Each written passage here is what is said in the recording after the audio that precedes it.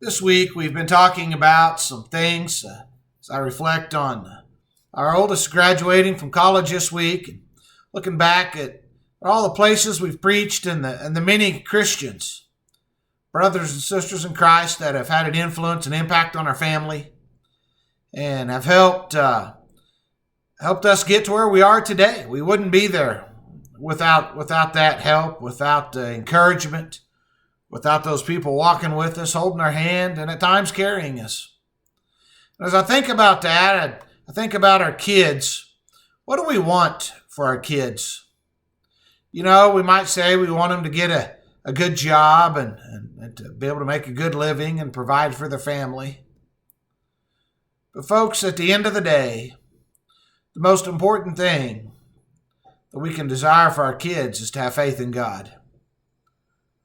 You know, in Ephesians chapter 6, it says, "Fathers, do not provoke your children to anger, but bring them up in the discipline and instruction of the Lord." You know, those college years, early 20s, is the largest age range in which we're losing young people in the church. They get out into the world and they hear all these different doctrines, all these different beliefs. They begin to question and doubt things that they've been taught their whole life. Or have they? Have they been taught those things? Did we just assume that they were understanding them? Did we just assume that they were believing them? You know, Proverbs 22, we use it a lot. Train up a child in the way he should go. Are we really training our children? Are we really teaching them to have faith in God, faith in the church, faith in God's people? Do they know what we do and why we do it? Or are we demanding those things out of our Bible classes? Are we demanding those things to be taught in our homes? Are we raising our kids to know the Lord, to know the Lord's church, and to have a relationship with the Lord? You know, as Jaden is set to graduate and Peyton on Saturday and Sunday, I guess, one of the most comforting things, the most comforting thing, is that through these 4 years of college, their faithfulness and their involvement in the Lord's church.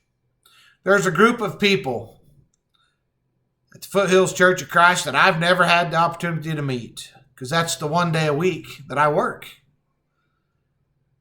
that have been a blessing to these kids, not just to these, but many others that have loved them, have accepted them, have taught them, have been there for them, have celebrated them, and have helped them grow in their faith. For that, I'm thankful. Folks, we have a responsibility as parents to get our children to a point. And then as we talked about with that arrow, we got to let it go. But we need to be mindful to bring them up in the discipline and instruction of the Lord.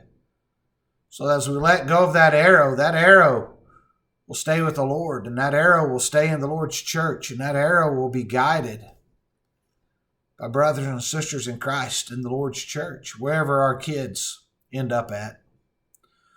Folks, we need to be doing our part to make sure that our kids know a good job is important. You got to make money. That's how you survive in life. Got to pay bills, and there are responsibilities. But the most important thing that our kids need to know is to have a relationship with Jesus Christ.